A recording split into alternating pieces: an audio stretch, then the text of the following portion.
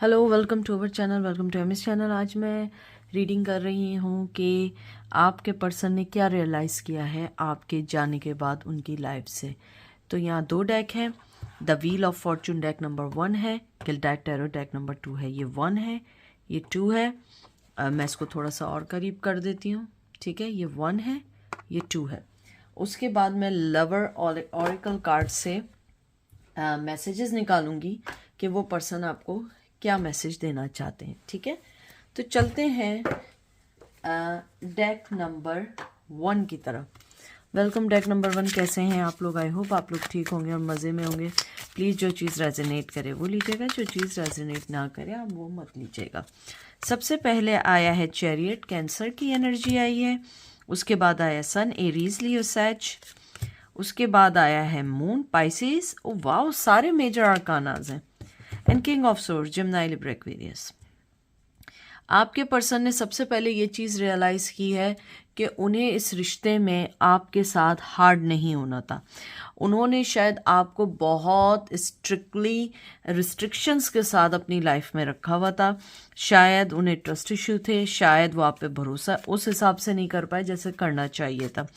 आपके पर्सन को लगता है कि आपने उनकी हर चीज़ को सोचते समझते हुए अपनी लाइफ में एक फ़ैसला किया और आप आगे निकल गए। क्योंकि इधर मुझे लगता है कि आप लोगों ने उनको रिजेक्ट किया है, उन्होंने आपको नहीं किया। शायद किया भी हो, लेकिन उनकी फीलिंग्स ये हैं कि शायद आप जो हैं उन्हें छोड़ के आगे निकल गए और आप अपना बेस्ट देख रहे हैं। वो ये रियलाइज़ कर चुके हैं कि आप उनकी ज़िंदगी का एक इम्पॉर्टेंट हिस्सा थे। आप उनकी ज़िंदगी में बहुत सारी ऐसी चीज़ें चेंज कर रहे थे जो उनको आगे बढ़ने में मदद करते थे। उनको ये भी लगता है कि आप जो थे हमेशा यही चाहते थे कि उनके लिए बेस्ट हो, और शायद आपने उनकी बेस्ट को समझते हुए आप उनसे सेपरेट हो गए। आपके पर्सन को ये भी लगता है कि उन्होंने बड़ा आपको क्रिटिकली लिया या आपको बहुत ज़्यादा कहते हैं ना स्ट्रिक्टली रिस्ट्रिक्टेड किया हुआ था अपनी लाइफ से, कि आप उनके उस हद तक आगे नहीं बढ़ पाए जो एक लवर या एक चाहने वाले या कोई एक दूसरे को पसंद करने वाले अलाउ करते हैं। कहीं ना कहीं वो पर्सन आपके साथ कोल्ड हार्टेड थे, आपको कोल्ड शोल्डर दे रहे थे। वो नहीं चाहते थे कि आपको कभी भी अपने इतने करीब लेकर आए जहां से उनकी वापसी ना हो, क्योंकि शायद वो इस रिश्ते में बिल्कुल श्योर नहीं थे, आप श्योर थे। अब आपके जाने के बाद या उनके जाने के बाद या आप दोनों के सेपरेशन के बाद उन्होंने रियलाइज़ किया है कि उन्होंने अपनी लाइफ में इस रिश्ते को छोड़ते हुए एक गलत डिसीजन लिया। इस रिश्ते को सेकंड चांस देना चाहिए था, या सेकंड चांस दें आपको, ताकि आप लोग अपनी ज़िंदगी में उनके साथ मिलके आगे बढ़ सकें। क्योंकि आपके पर्सन को लगता है कि आप लोग जो हैं अपनी ज़िंदगी में बहुत अच्छे से आगे बढ़ रहे हैं, आप अपनी ज़िंदगी में बहुत अच्छे से हर चीज़ को अंडरस्टैंड कर रहे हैं। S of source, Gemini, Libra, Aquarius. 2 of cup, cancer, Scorpio, Pisces. मुझे लगता है यहाँ तो मुझे कुछ कहने की ज़रूरत नहीं है। सॉरी, 2 ऑफ कप्स आया है यहाँ पे। तो यहाँ पे जो एनर्जी आई है कैंसर की एनर्जी आई है, सॉरी। और फिर आया है 9 ऑफ वंस का कार्ड आया है, सेजिटेरियस की एनर्जी आई है। आपके पर्सन ने इस बार ये जो एस ऑफ सोर्स है ये क्लियरिटी का कार्ड है। आपके पर्सन क्लियर हैं कि उन्हें आपके साथ आगे बढ़ना है, क्योंकि आप उनके रिश्ते में एक हील लेकर आते हैं। आप इस रिश्ते को अंडरस्टैंड करते हैं, आप इक्वल गिव एंड टेक करते हैं, और उन्हें ये लगता है कि उनकी ज़िंदगी में जो भी कुछ प्रॉब्लम्स चल रहे हैं वो जब तक सही नहीं होंगे, जब तक आपको वो सही तौर पे अपनी लाइफ में कंप्लीटली इन नहीं करेंगे। मुझे यहाँ पे बहुत स्ट्रॉन्ग फीलिंग है कि आपके पर्सन आपके साथ न्यू लाइफ गुजारना चाहते हैं। इवन दो कि मुझे लगता है कि आप दोनों को सेपरेट हुए बहुत साल गुजर चुके हैं, लेकिन तब भी आपके पर्सन इस रिश्ते को एक चांस देना चाहते हैं, अंडरस्टैंड करना चाहते हैं, समझना चाहते हैं, क्योंकि उन्हें लगता है कि आपके साथ उनकी ज़िंदगी में बहुत सारी चीज़ें ऐसी हैं जिसको वो सही कर सकते हैं या सही मायनों में अंडरस्टैंड कर सकते हैं। शायद उनकी लाइफ में आपके जाने के बाद कोई भी ऐसा पर्सन नहीं आया जो उनको उनकी लाइफ में कोई चीज़ 100% दे। 10 ऑफ वंस का कार्ड आया है, सेजिटेरियस की एनर्जी आई है, 3 ऑफ कप्स का कार्ड आया है और यहाँ पे एनर्जी आई है कैंसर की। आपके पर्सन को लगता है कि जब भी उनकी ज़िंदगी की जो भी प्रॉब्लम्स हैं वो ख़त्म होंगी तो वो आपकी तरफ जब भी आगे बढ़ेंगे तो बहुत अच्छी लाइफ होगी। उन्हें लगता है कि जिस तरीके से आप अपनी लाइफ को सेलिब्रेट कर रहे हैं, आप अपनी लाइफ में आगे बढ़ रहे हैं, वो आपके साथ उस चीज़ का हिस्सा बनना चाहते हैं या चाहती हैं। उन्हें लगता है कि उन्होंने आपको खो के बहुत गलत किया है, क्योंकि उन्होंने वो सारी अपॉर्चुनिटीज़ खो दी हैं जो आपके साथ उन्हें मिल सकती थी, क्योंकि आप उनके लिए बिल्कुल ऐसे थे जैसे होम, घर की तरह।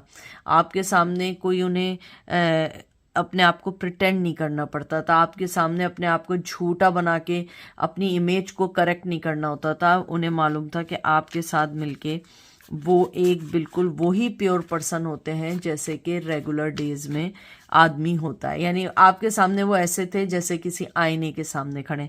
इवन यहाँ पे लवर्स का कार्ड नहीं आया है। अगर लवर्स का कार्ड आएगा मुझे बिल्कुल भी मैं यानी कहते हैं ना शॉक्ड नहीं होंगी, क्योंकि मुझे लवर्स की एनर्जी फील हो रही है। उन्हें लगता है कि आपके साथ उनकी ज़िंदगी में बहुत सारे चेंजेस हो सकते थे, बहुत सारी चीज़ें करेक्टली हो सकती थी या करेक्ट कर सकते थे, लेकिन कहीं ना कहीं उन्हें ये लग रहा था कि हर चीज़ गलत हो रही है और वो सही फैसले नहीं कर पाए। हर्मिट विर्गो, उन्हें लगता है कि मुझे अभी थोड़ा सा स्टेप बैक करना चाहिए, सिचुएशन को समझना चाहिए, लेकिन मैं इस रिश्ते में इनपुट डालना चाहता हूँ। जिन्होंने डेक नंबर 1 चूज़ किया है, आपके पर्सन अपनी इनपुट डालना चाहते हैं। इवन दो कि उन्हें लगता है कि हम दोनों बहुत डिफरेंट हो चुके हैं, अलग अलग चले गए हैं, लाइफ में बहुत चेंजेस आ चुके हैं, या आप दोनों की लाइफ में कुछ लोग आ चुके हैं, शायद आप लोगों ने शादी कर ली हो या इन्वॉल्व हो गए हो, तो वो उस चीज़ को सही करना चाहते हैं। उन्हें लगता है कि नहीं, मुझे इन सब चीज़ों को सही करना है, और लेकिन सही वे में। इसीलिए वो हर्मिट मोड में है। वो नहीं चाहते हैं कि आपको ये चीज़ें पता लगें कि वो इस रिश्ते में करेक्शन चाहते हैं। मैं लास्ट कार्ड निकालूंगी। जजमेंट का कार्ड आया है, एरीज लियो सेज आया है। आपके पर्सन राइट टाइम का वेट कर रहे हैं, डिवाइन टाइमिंग का वेट कर रहे हैं, क्योंकि आपके पर्सन को आपके जाने के बाद अगर कुछ भी चीज़ सबसे ज़्यादा फील हुई है, वो ये फील हुई है कि ऊपर वाले ने अगर कोई चीज़ आप दोनों को दी थी, उन्हें उसे अंडरस्टैंड करना चाहिए था, मेच्योरिटी के साथ उस रिश्ते को सही से हैंडल करना चाहिए था। और आपके जो पर्सन है वो इस टाइम चाहते हैं कि वो डिवाइन टाइम का वेट करें, लेकिन जब तक वो आपके पास आए तो वो करेक्टली होके आपके पास आए, आपको वो अपना बेस्ट दे सकें कि आप जो है उन्हें एक्सेप्ट कर पाएं।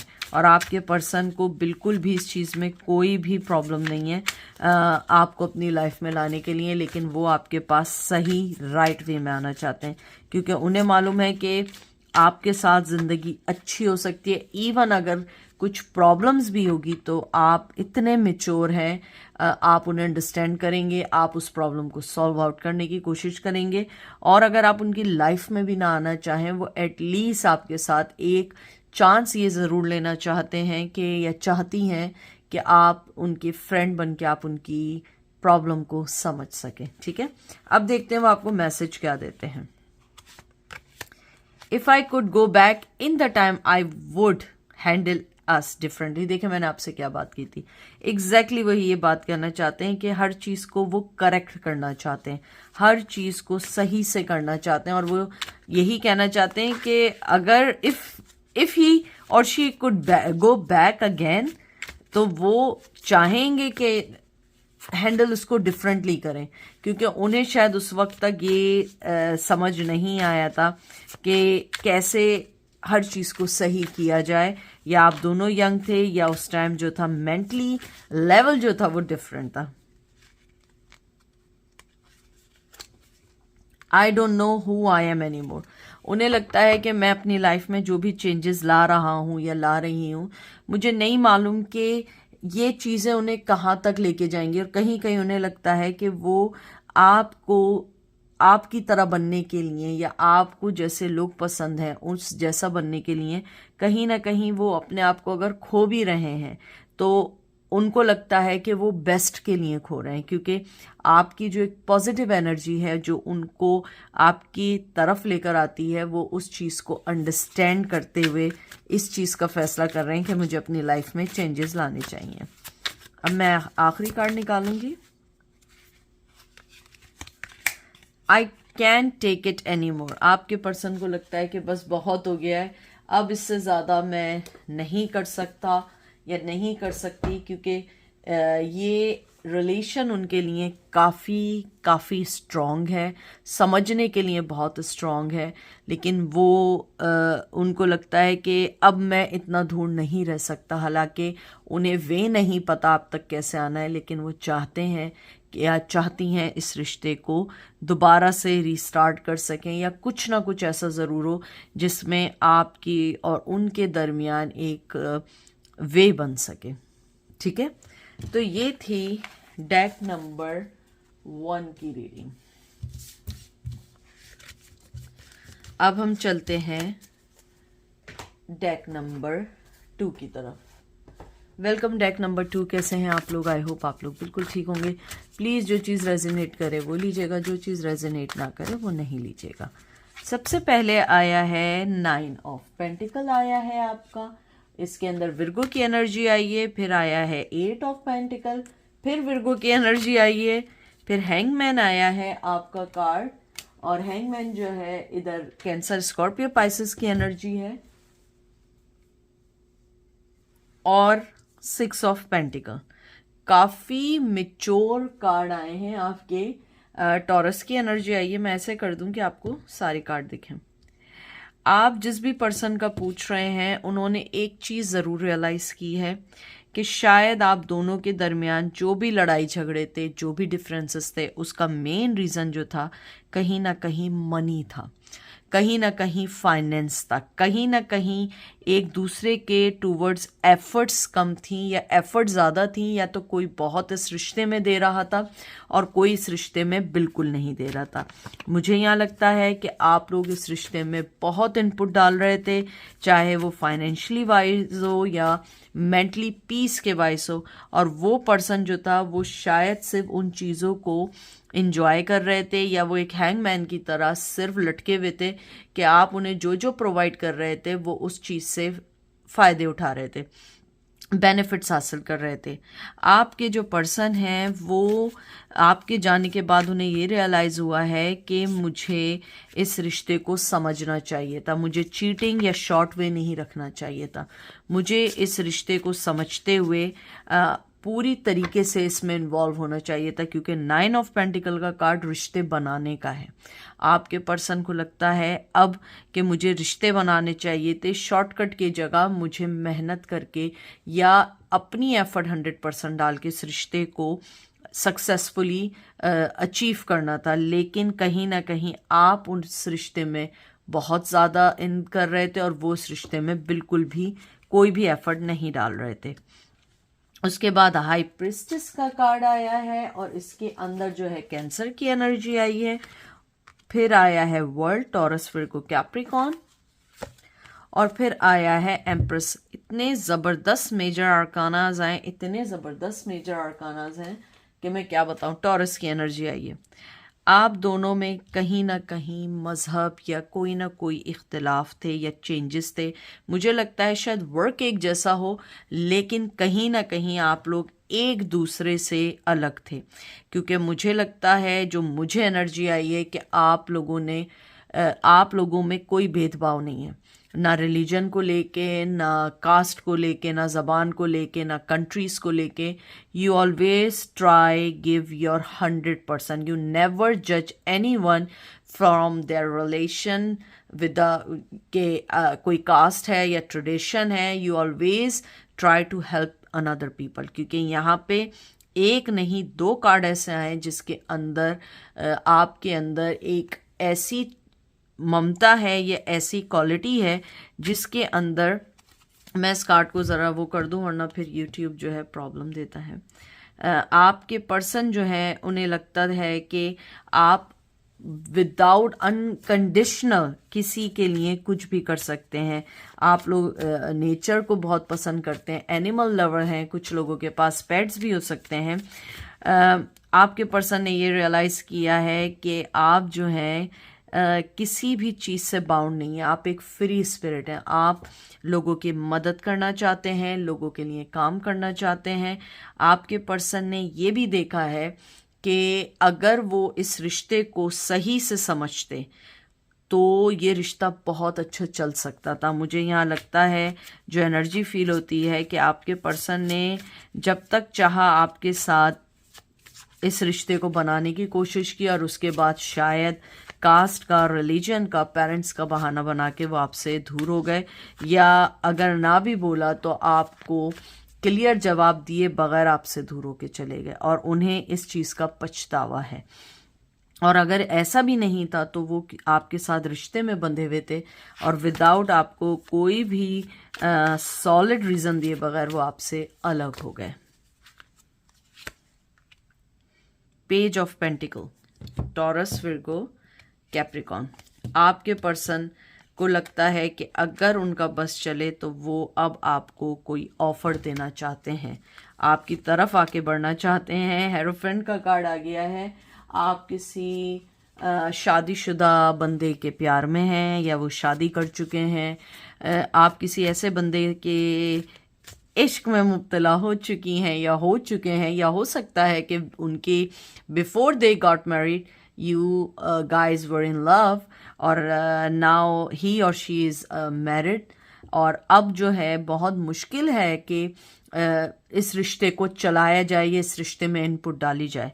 लेकिन आपके पर्सन जो है अब ये रियलाइज़ करते हैं कि बहुत मुश्किल है, अब मैं कैसे वापस जाऊं या कैसे वापस उसको अपने पास बुलाऊं, क्योंकि मैं एक शादीशुदा पर्सन हूँ, या हो सकता है आपकी शादी हो गई हो, क्योंकि रिलेशनशिप है यहाँ पे बहुत स्ट्रॉन्ग है, या तो थर्ड पार्टी हैं, आप थर्ड पार्टी बन के उनकी लाइफ में गए, या वो पहले से शादीशुदा थे। अब उन्हें लगता है कि अगर मैं ऑफ़र भी दूँ तो मैं कैसे ऑफ़र दूँ। King of wands, Aries, Leo, सैज। उनका पैशन आपके लिए बहुत बहुत स्ट्रॉन्ग है। They really physically attracted to you, और बहुत ज़्यादा आपके साथ उनको जो एक पैशन फील होता है, जो एक लव फील होता है, एक फ़िज़िकल अट्रैक्शन फील होती है, वो उन्हें किसी से फील नहीं होती है। आप जो उनके इनर पैशन को जो सेटिस्फेक्शन होती है, वो सिवाय आपके उन्हें किसी से फील नहीं होती है। उनको लगता है कि अब ये रियलाइज़ होता है कि मैं बहुत सारी चीज़ों के पीछे भाग रहा था या भाग रही थी, लेकिन असल जो मेरा पीस था या जो असल मेरी मोहब्बत थी वो ये पर्सन था, जिसको मैं अंडरस्टैंड नहीं कर पाया वक्त रहते हुए। लास्ट कार्ड निकालते हैं, या देख लीजिए, 4 ऑफ कप्स आया है।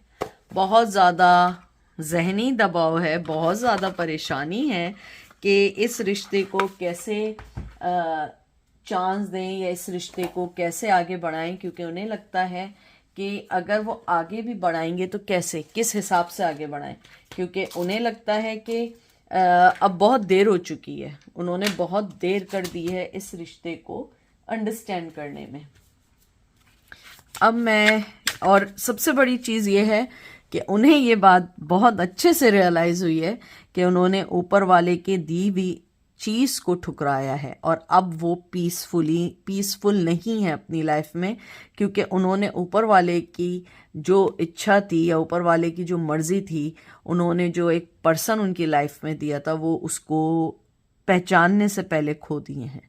और अब उन्हें लगता है कि मैं अब इस रिश्ते में जितना भी एफर्ट डालूं उनके लिए वो कम होगा, क्योंकि उन्होंने उस कप को बहुत दूर कर दिया अपनी लाइफ से। लेकिन वो चाहते हैं कि वो आपकी लाइफ में आए, लेकिन कैसे हैं ये समझ नहीं आता। अब देखते हैं वो आपको क्या मैसेज देते हैं। I can promise you anything.